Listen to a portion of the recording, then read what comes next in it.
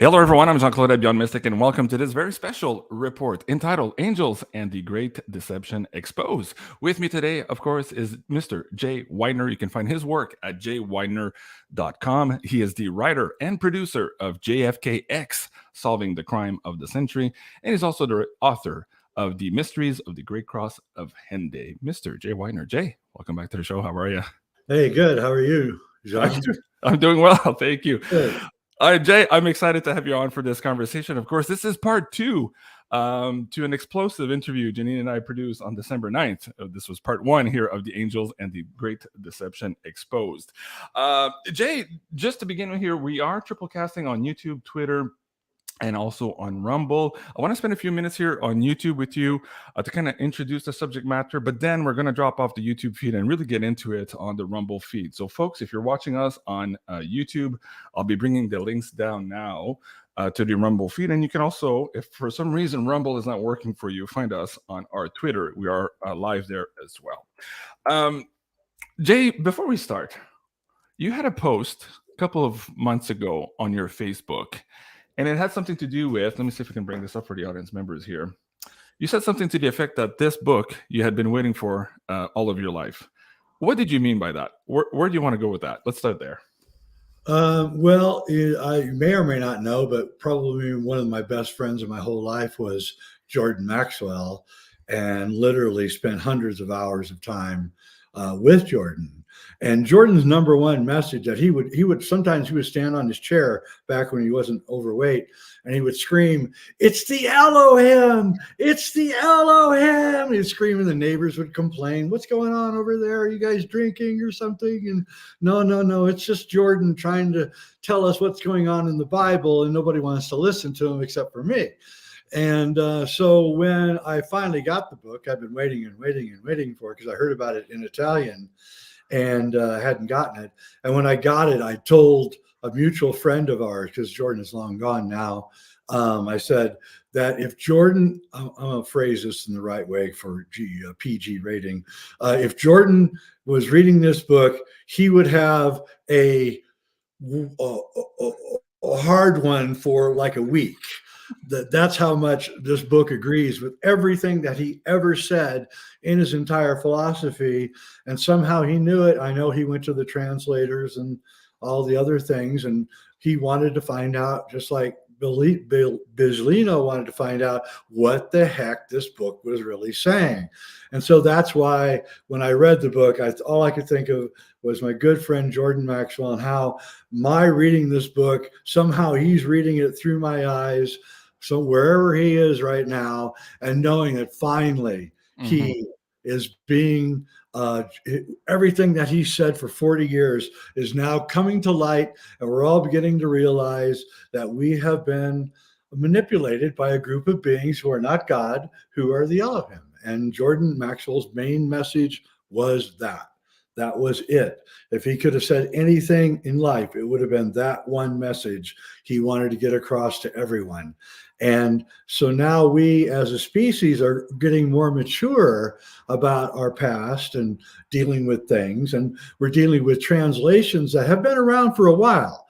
But they're coming to light in pop culture, you might say, just like in the Naked Bible. And so for the first time, we're getting correct translations of the Old Testament, of the Torah, and frankly, the New Testament too, although the New Testament the retranslations of the New Testament are not as shocking as the retranslations of the Old Testament, which clearly say that we are being ruled by a group of beings called the Elohim, masquerading as gods, exactly like the Gnostics of 2,000 years ago, the early Christians.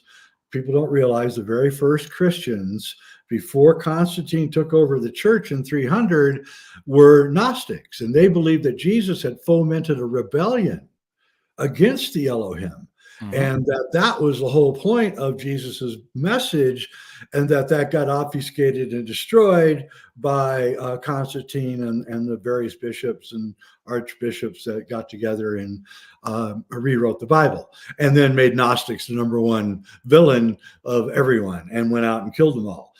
As a Gnostic, I can say that, that is I do. Whoever somebody wrote in, vindication is sweet, and that is exactly right.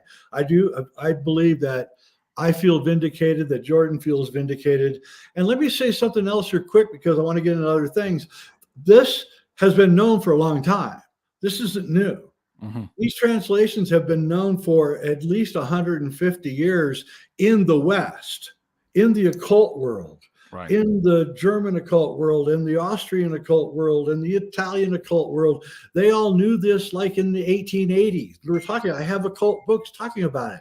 Oh my God, this is what it's really saying here. It's not saying that there's this almighty God that's directing everything in the Old Testament. They're saying that this group of apparently aliens or off-planet beings of some kind are doing it.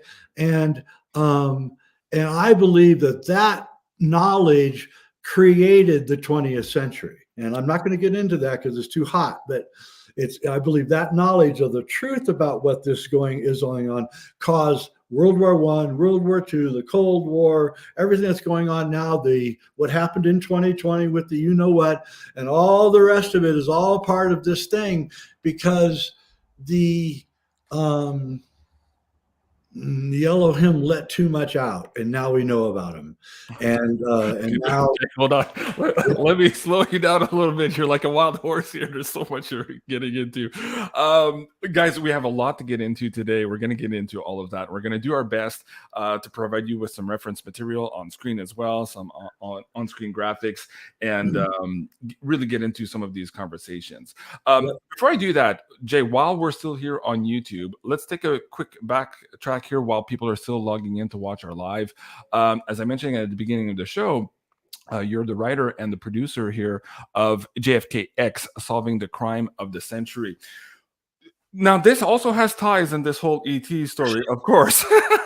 So explain to the audience first why you're so passionate about this documentary, where they can find it now, and why you're so excited to be able to finally be able to share your version of the history here as it pertains to JFK. Yeah, so you can find it on Amazon Prime, and also now it's up on Vimeo. Just type in JFKX on Vimeo, you'll find it. That's international, so anyone can watch it now internationally for the first time.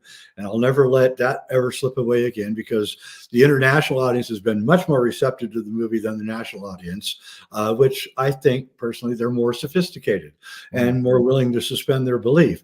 So what we did in JFKX, and I believe it was pure genius, was we took that software that they use for old movies, where they can take an old movie like from World War I, and then they turn it into looking like it's shot on 4K, 24 frames a second, and you can see the color and everything. Well, we took that same exact software and had JFK run through that. The Zapruder film, which Abraham Zapruder shot of the assassination of JFK. We ran that through because it's always been kind of grainy and hard to see and all that.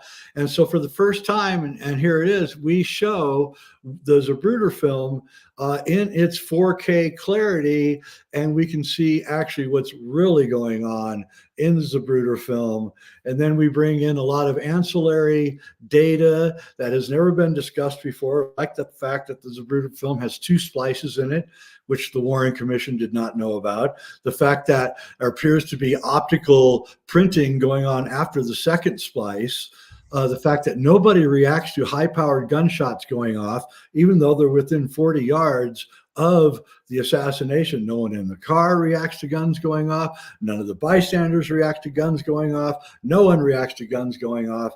And we call attention to all of these anomalies and then wrap it up and show you exactly what was going on, which is, in the end, it really does go back to what we're talking about today, because it was kind of an escape, a way to get away from the overwhelming power of the forces that rule our planet. And JFK really, truly did, and his brother Bobby, whom after making this film, I have come away with like, wow, these two they were going after him. They were going after the people that were right now running our country and the world. And they knew that if they didn't stop them back in the early 1960s, that they would take over everything. And they did not stop them, although they did attempt. And we talk all about that in the movie. We give credit to Bobby, who turns out to be the bulldog of bulldogs and ran right over the mob and several other very powerful forces in our country. And it's a must see. And I don't want to spoil it because it's not just controversial, but it's mind blowing. Well, thank you for that, Jay. I really appreciate that introduction. And of course, it all ties into the conversation we're having today. So I'm so excited that you were able to do that. You were guided to do that in the timeline. And I agree with you with this information. Like, I wanted to interview Jordan Maxwell for the longest time. And as I was trying to set that up, he passed away. So I was just a little bit slow here in the creation of my channel, getting into the speed of things. And but his record remains. And as you said, he's been at this for many years, and he planted the seed for all of us here to now cultivate and continue this research. So folks, I just put the links now to the Rumble feed. If you want to join us there, please click on that from the YouTube feed here. I'm going to be dropping off the YouTube feed now.